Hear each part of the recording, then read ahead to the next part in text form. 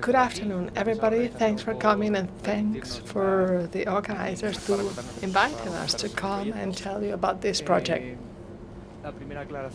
The first comment I'd like to make, ICS is not industrial control systems like SCADA, nothing of the sort, because people often ask. And a very common question, which is why the title is Medusa and you see a serpent there. It's a question that a number of people have asked. Who is familiar with Greek mythology, Medusa? I don't see that people raising their hands. For those who are not familiar with this figure, is Medusa is a priestess in Athena's temple. Athena was very proud of her beauty, and Poseidon went into the temple and raped her, and Athena, to prevent further attacks,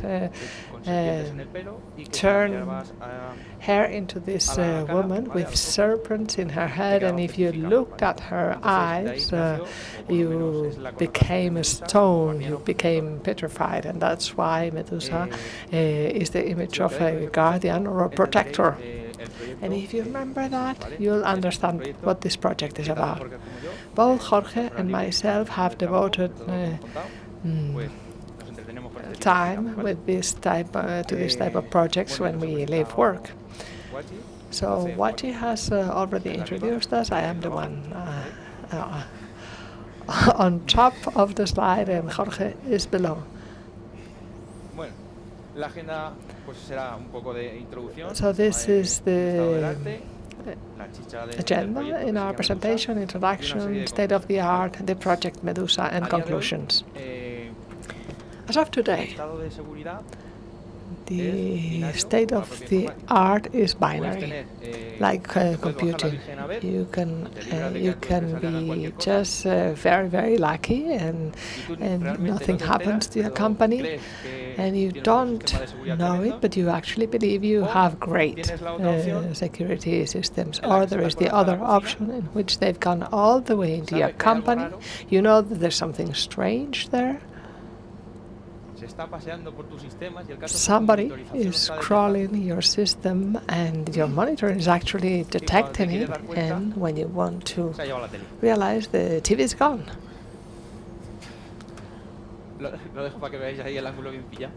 Just check it again, see how this happened. Nevertheless, that defines 5 levels of security, from a more active or manual security, where people participate more, the maintenance and the patching and the passive defense, the IPS, antivirus, firewalls, and then the next level requires more intelligence on data, how you're being attacked, and so on, until you get to the offensive part, which is where you go into the legal countermeasures or the concept of hackback. How many people in the room are familiar with the concept hackback? Who hasn't heard about it from me in these 2 days?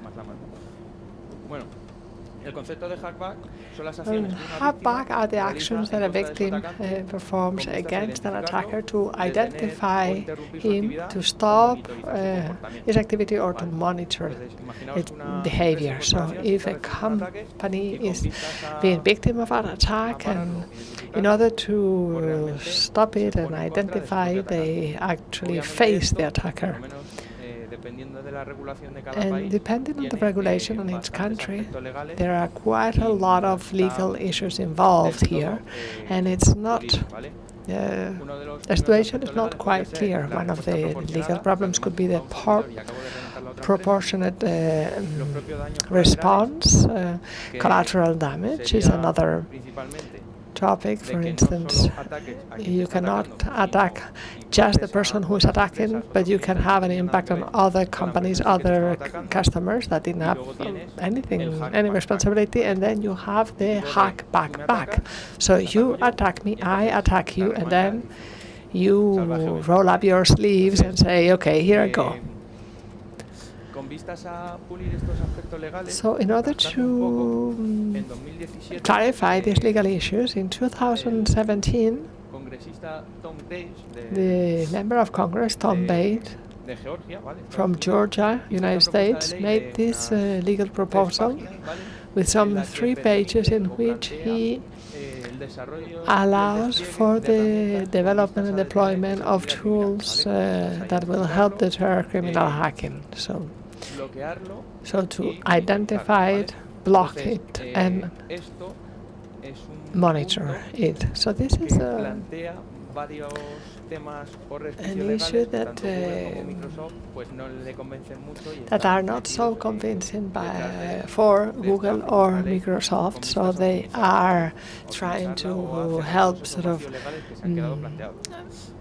close the gaps, the existing gaps in this legislation. Does somebody know why Microsoft could have something against this legislation, or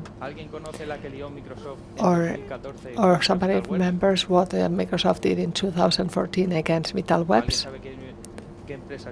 Do you know the company VitalWebs? VitalWebs is the parent company, so Noite.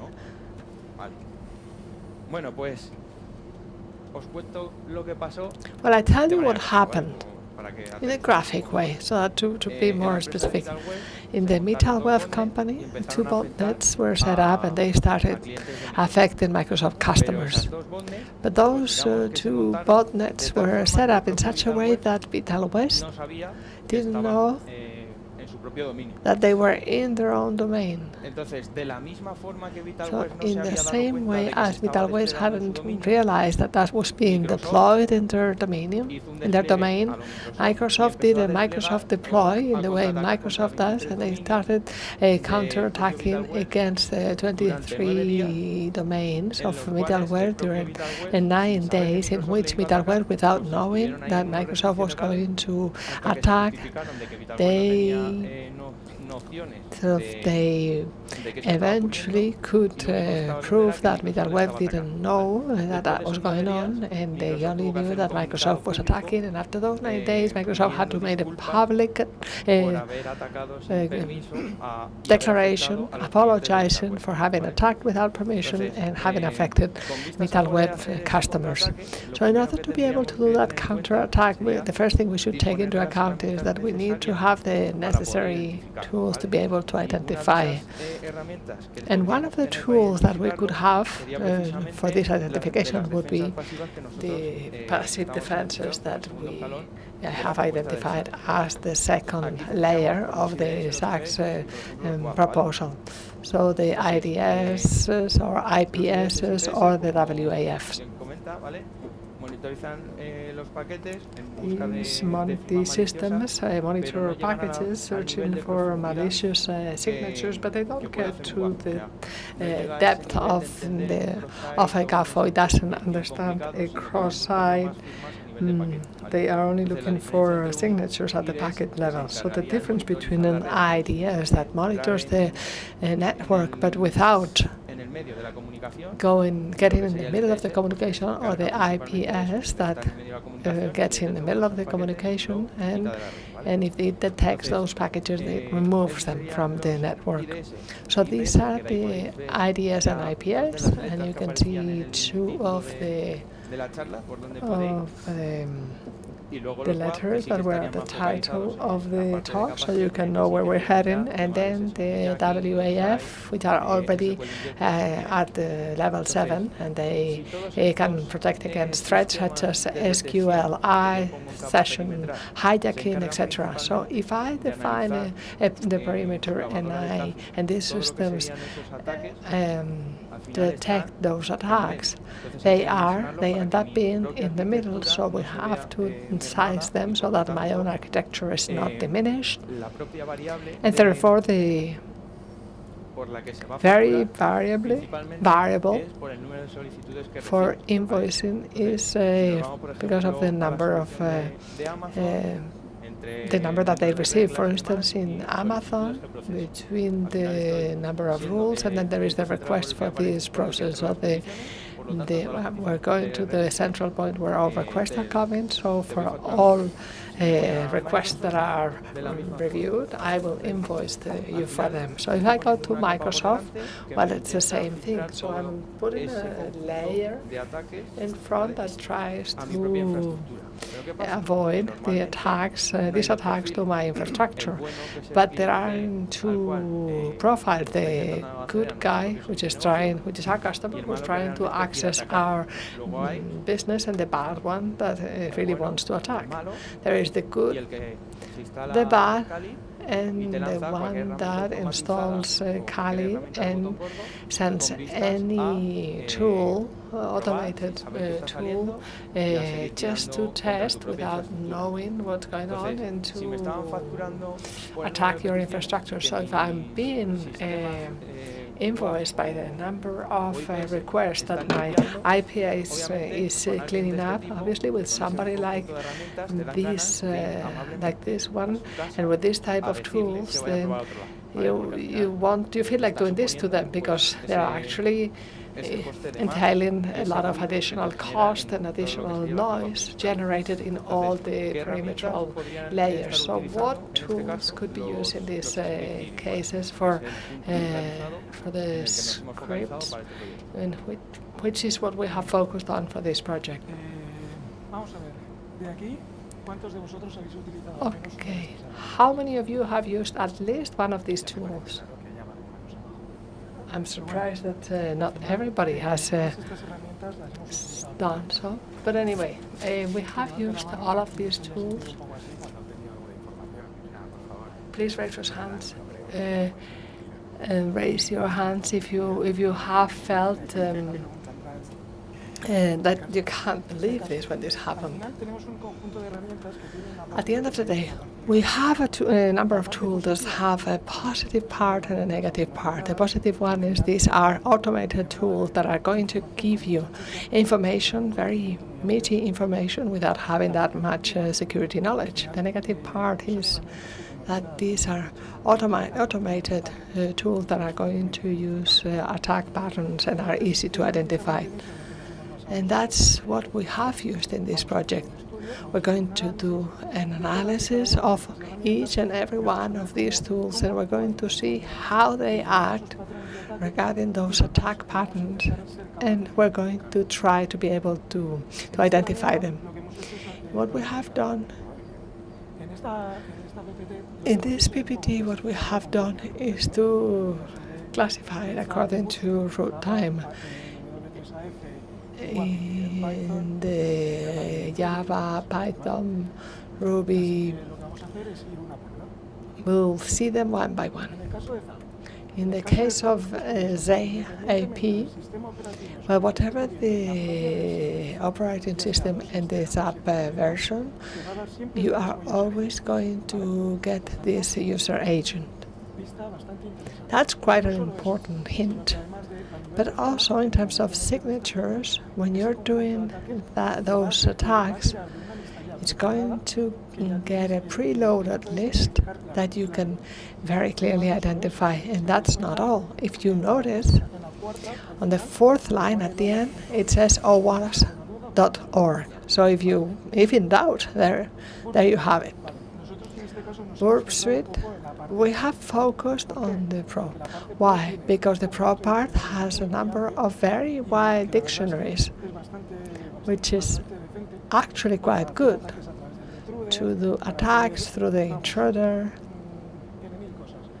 1,000 possibilities. So if we focus a bit on the project part, in terms of the user agent, they have a dictionary that as they make the requests, they modify these user agents and uses another dictionary for signatures. So if we take into account those possible combinations that might be generated, we shall also be able to identify it.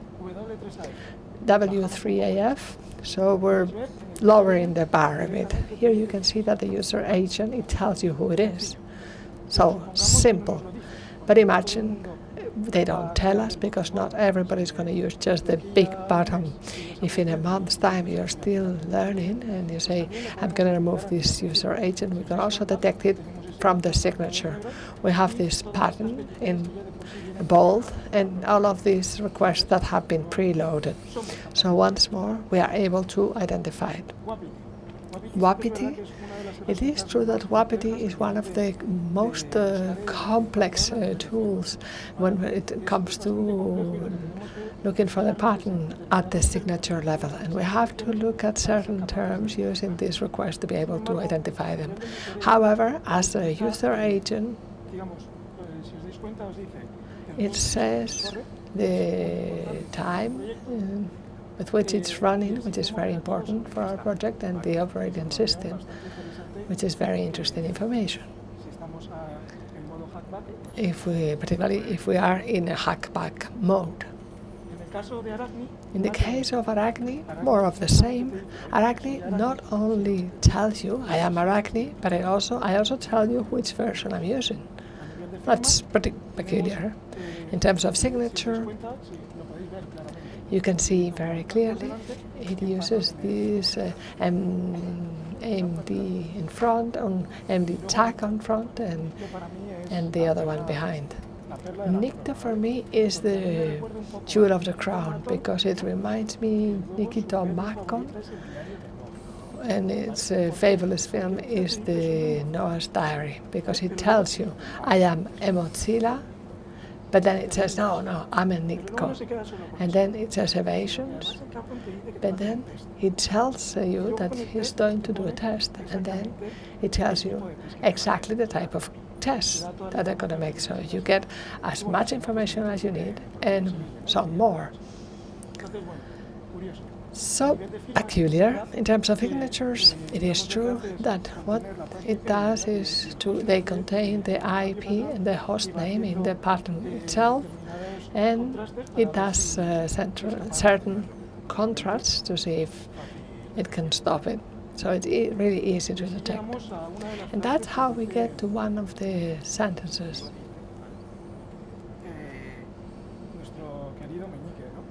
That says our dear Meñique, which is knowledge is power. So we have the knowledge because we know the tool you've used to attack, and now it is a power, and a power entails a great responsibility. So what do we want to do with that power? And here is where my colleague's imagination played out, and he said, let's destroy their machine, we send them a reference exploit, but we do not want to be Microsoft. We just want to slap them at most. We don't want to punch them in the face. So what do? We attack vulnerabilities of the tool, the version 2.70. We are in architecture. So I don't feel like it. Well, what are we going to do? I'll go straight for the runtime. I know the tool, I know the runtime, so I can attack at the runtime level, and we're going to attack the shared knowledge base that are already available. So it is easy, very simple. And with all of this is with which Medusa was born. Medusa is that ICS service that Elías has mentioned, which allows you to do a counterattack against whoever wants to send an automated tool. So what will Medusa use? Well, the base of knowledge based on the existing exploits of denial of service, or from Marzo overflow, etc. And that's not all. I have a calibration layer and automatic learning based on experience and observation. That means you are attacking me, Never mind. I'm listening, and I'm going to take out my available exploits, and at the time when I see that you no longer answer, then I'll store that. So I give you that slap, and just in case you decide to come back, I remember this IP did this attack, so send this VPE back and give it another slap. So one of the things we want you to be able to put in context is where exactly is Medusa going to be, and that's where we find the activation part based on the circuit breaker pattern. How many of you have Netflix?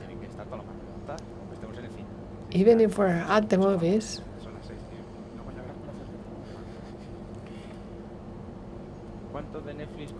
How many of you having Netflix are familiar with the ICS product, which is within infrastructure?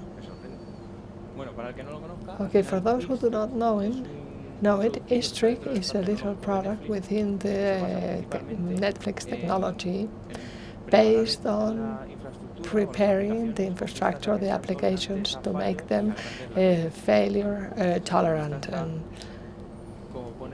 as it says in a very graphic way, if I do a request initially, and it also depends on different services, it could be that one of those services, external services, starts degrading or having more latency. And what do we get with that? Well, we will end with all requests to be on a queue until that dependence or external service ends up by responding, or otherwise the whole infrastructure falls in a cascade fashion. So the Netflix approach to this circuit breaker is, I'm not going to throw the infrastructure on a cascade mode, but I'm going to do a wrap-in, so that if I detect that there is a dependency that's frying my system and will drive this cascade fall, I'm going to do an answer by default, and I won't go to that dependency until it's over. And with a closed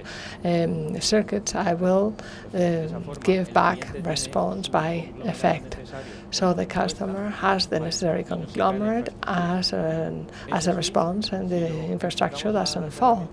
That's which, if we focus on the detection tools that we've mentioned and the why, the Netflix approach is to protect the services that are receiving the requests from the external dependencies. But in our case, what we want is to do the opposite. What I want is to protect my business service from external threats. So if right now I have within my infrastructure an IPS and a WAF, the customer, all of the requests that are not detected will go straight to the business service. So should I have one malicious customer who is launching some pattern with this type of automated tool, rather than seeing it as an isolated thing and that this request is cut and redirected to an error page, what this would be forwarding it to this project that is waiting with open arms, as Jorge was saying, to give it a slap. So we're trying to leave out of service the attacker, and so they stop generating noise in the perimeter layers. The automated tool is removed, and it says an infrastructure is attacking, but then you have the manual guy with the manual guy defending the infrastructure, but you do not have that noise and that additional cost. So who is welcoming our message? Well, once they forward this request, this is what we will find within Medusa. On the one hand, we have the Medusa engine, and the other one, the exploit as a service in different containers and with completely different functionalities that we will explain next. First of all, the engine has this layer of responsibility to do the analysis of the query itself, to maintain that shared knowledge always updated, and to do the calibration, and from then on to return through that communication channel to send back the exploit. So it is differentiated, as you can see, in four broad phases, and we will explain each one in detail. Phase 1, hypothesis generation. Here we analyze the request that we've received, looking at the URL, the payload, the user agent, etc., to generate a hypothesis. And I'm not going to say it, I'm going to show it. At the end, you get the request to this module, and it's going to tell me the tool is a verb, and the runtime on which it is Java. This is a hypothesis, it's not necessarily the final one. For that, we need phase 2. We did a review of that hypothesis based on the IP track record. So if they were here earlier on and got a slab, we repeat that slab and we adjust the hypothesis. So we would have the tool with this IP tells me that it's a verb and a Java. So this review phase adjusts, fine-tunes a bit more and says, based on the track record, this is what I have. So now we know that it's a ZAP and the runtime is Java. What do we do now? We need the PVE, a list of CVEs that allow us to do that attack to the malicious agent or attacker. So what we are going to say at the end, for that tool and for that runtime, I'm going to do a CVE. And what's next? Well, to get the exploit. And for that, we use that part, which is the exploit as a service, and because everything has to be as a service now, otherwise it's no fun. And this is what we would have. If you see, we have that on 64 bases, and that's for a reason. Base 62, because when we try to destroy initially, when we returned the exploit, we hurt ourselves. So we were wondering what's happening, and this is what happens. It's on base 64, and that's it. And now we can tell you a bit about how exploit as a service works. It's called base 64, but it's not an exploit. Some guys, I can leave this to you as a challenge if you want. So, but we're just looking for that control hardware with a minimal collateral damage. So therefore, we have the exploit as a service. So mainly, it tries to request that exploit as a service and leave it, as we can see here. It's half cached so that they don't have to comply with the exploit every time they request it. So since there are some exploits for denial of service that are quite big, that's why the readfs MongoDB exploit comes in play. So what does the attacker find? How many of you are nerds in the room? Please raise your hand. Well, get ready for this. What do we need to do a EAS? First of all, something that via API exposes us to return the exploit on 64 base, because playing with the raw exploit gives bad results. We've already tested it. Then we need something to compile the exploit. Why should we reinvent the wheel? If the attacker may be an attacker with a preloaded knowledge base, let's use it. So eventually, the attacker will find the same exploits that they could launch to me with him or against my own infrastructure. So between what I get by the API and the actual Metaexploit that will compile that exploit, I need something that builds a relationship there. So Metaexploit, like the usual motivated friend, oh, someone is bugging me, tell me where, I'm going there. So I need an IP and a port. But no, don't go there. I've got it here in the engine. And I'm just asking for the bus 64 in the exploit to give it back in the channel they have opened that has been redirected to the perimeter layer. I've got it.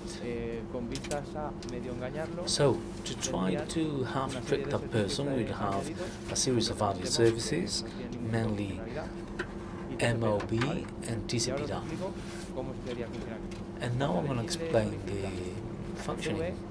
When the engine requires a CVE, the CVE travels with the application to the Metasploit, and this application basically races the actual TCP dump and tells Metasploit to launch its own exploit to the mob services. So I'm kind of shooting myself in the foot.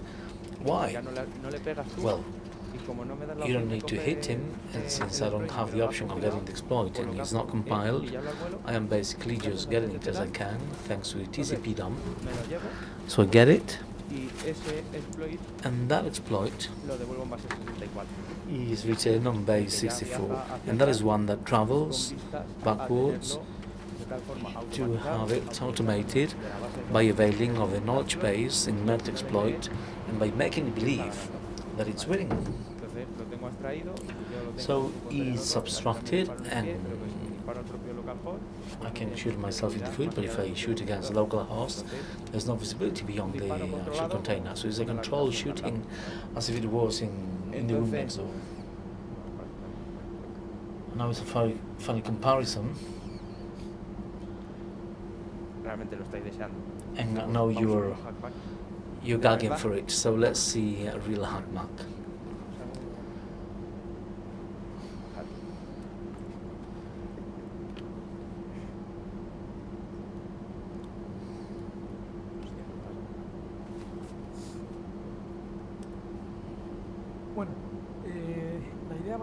Well, the aim here is to have 4 scenarios. A legitimate request, and let's just show it. First of all, we raise Medusa, which is listening on port 5B, and we're going to make a request, we're going to proxify it through via IP. And the good thing here is that it needs to stop functioning. Is the only demo where you're not nervous because it might not work. So we're going to do the request directly to Medusa, and we're going to forward it. If you notice, I'm not adding any weird query param in the actual URL, and you should understand that it's a fully normal service without any sort of problem. As you can see here, we've got this because we're not going to get an HTML. I get a request, and there's no problem there. It goes directly without any error. Now we say, okay, so I'm gonna use a query param, usually used by Zap. We're gonna see what I get back by Medusa.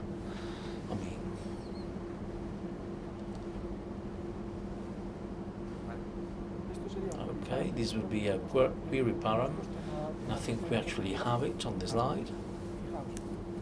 Look, it's going to make the request, and here it says, well, it hasn't interpreted, or it has interpreted that it is a Zap by the actual query that it is launching. And as we have said on the presentation, it has split the user agent from the query param. If anyone identifies the query param as a possible mistake, they might say this is a fraud. They're going to launch that. And this is the actual Java exploit. It tries to bust it, but it keeps working, and there's no problem whatsoever. Okay, so we say okay. So what can we do here? We can tackle directly from the board. So we can use, for example, this. And we're gonna use this same request, and we're gonna ask for it to be filtered. And here we're gonna do this. So here I'm gonna ask it to go to 127.001 port 5000, and I'm not gonna trick this. We got this to work directly, and we know exactly that these requests is not the most pretty one, but this is just basically to do a test. And as you may see here, we're using 3 different payloads. That would be the user, the password, and the URL. So let's see, we'll go to the first one, and here we can set the admin.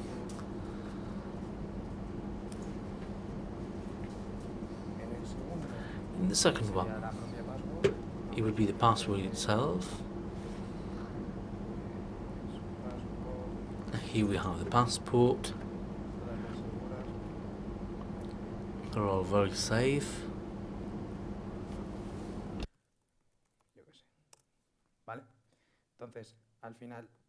So eventually, whenever we launch the attack,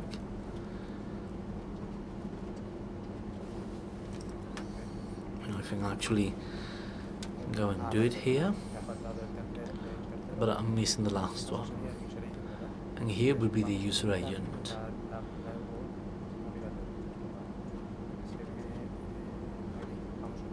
So we're gonna use the user agent dictionary list that is preloaded in Suite Pro, which is quite extended, or quite extensive rather, and we launch it, and they begin getting it. And if you notice, it keeps working, there's no problem whatsoever. However, what happens whenever I see the answer? Well, this is separate, and here I'm trying to do the serialization. Here we have attacked, and usually it works even when you get the ROB, and then when you get it, it kind of goes past. This is dead, and now when I look at the actual code, it's like, okay, I'm not able to serialize the whole answer. So eventually, this is a test where you kind of stop it when it's going to process the answer, or at other points in time. We've done other tests with W3AF.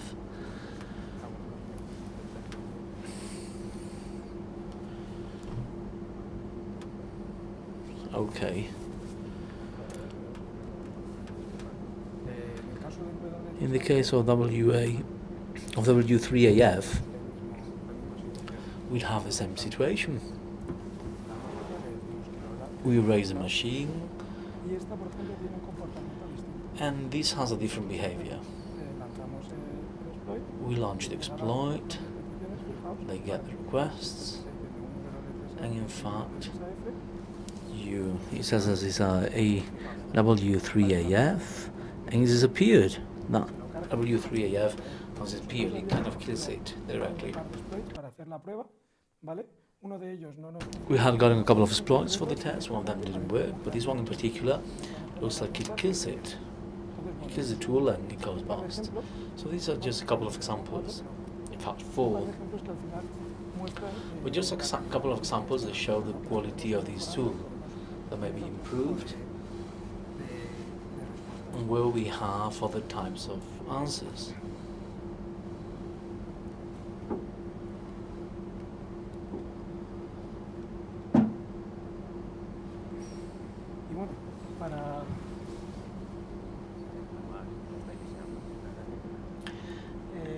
One more image and how you want it. So as a conclusion to end regarding what we've seen here, the hackback is quite fun, to be honest, and we always need to try to give slaps and not punches. So we're going to try to avoid doing collateral damage or excessive damage. Corporate wise, the person who's tackling their position will need to do whatever they have to do, but whoever is next door shouldn't get a silly attack. Another conclusion is that the file bottom tools are not necessarily bad or useless.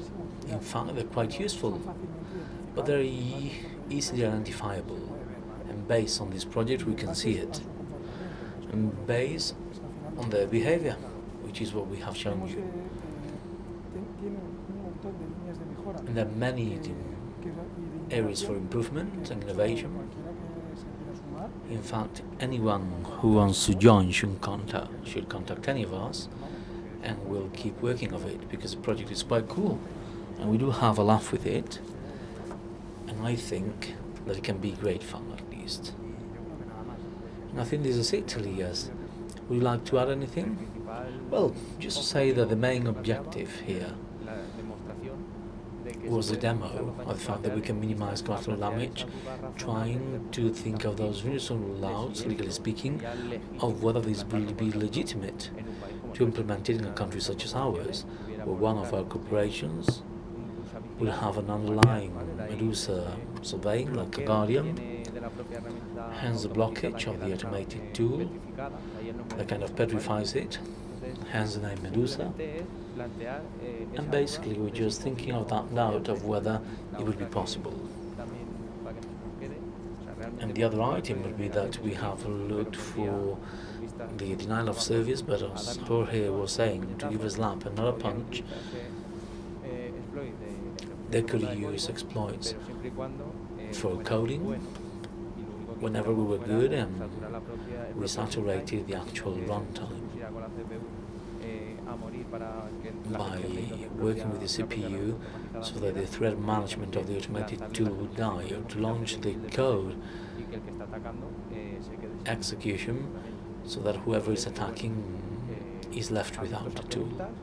So we're open for Q&A, and we have actually stuck to our timing, so I hope you enjoyed it. And if you have any comments or anything to share, we're willing to listen. Thank you very much. ¿Alguna pregunta? Are there any questions? Hi. Well, is this legal? Because law and common sense do not always match. So if I do this with my best intention at an official entity, I might think that it's fair, but someone might come with a lawyer and they might say that I'm breaching their rights. They might get me into a bigger problem. That is the first thing I will wonder about. So here the approach is basically the legislation according to the country. In the USA, I say this is a bit more legitimate, and depending on the sector, even in our country, a proportional defense, such as the defense sector, could be implemented. But in a private company, in Spain, with this kind of solution not legal, Medusa guardian surveying, this is the approach. And here we will launch it so that whoever deals with it sees whether it's feasible. Well, I also have a developing past, and I'm kind of afraid of showing this code, to be honest. Whenever it's clean, whenever it's a bit cleaner, our intention is to free it up. But the main idea was to share all those flows and how that is transferred so that whoever wants to set it up more quickly could do it. In the exploit as a service, we have Metasploit, Metasploit, WebSoccer Deck. We have other projects in Google and GitHub so that you can clean it more quickly than we do. Don't call it clean, call it refactorize. It's actually cleaning, to be honest. I don't believe it. We are from the Rey Juan Carlos University. We had studied telecoms. Aren't you worried that someone might use this to reflect attacks? Well, the approach of reflecting attacks, what do you mean? Yes, to attack a third-party platform. Well, if you have looked at Alfonso's presentation, I don't know about the side project, but he had a Metasploit.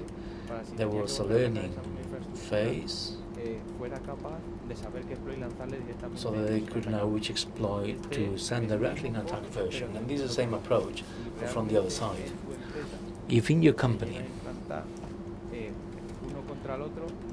you implement it one against the other, is not possible. Whoever attacks is opening an HTTP channel and the exploit is falling just there, just to the client. And in fact, the different systems might not get into the reply traffic. So if you are here launching an attack, whoever gets a slap is this one here, and you're not killing the infrastructure or whoever is looking at the newspaper. This is the idea that we had at the beginning, which is what we mentioned earlier. What do we do? Do we go directly against the machine? Well, we went to the big details and not to kill everything, but rather to go to a specific objective. At some point, that runtime may have underlying services. Well, if I do Java -hat, the exploit travels to that instance of the runtime.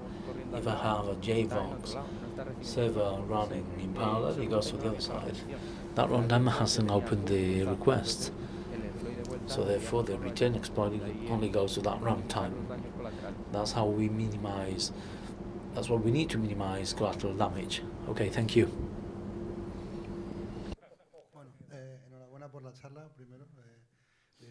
First of all, congratulations for your presentation. It's a very interesting idea, super cool, but I do wonder whether you wouldn't run the risk of qualifying that website as malicious.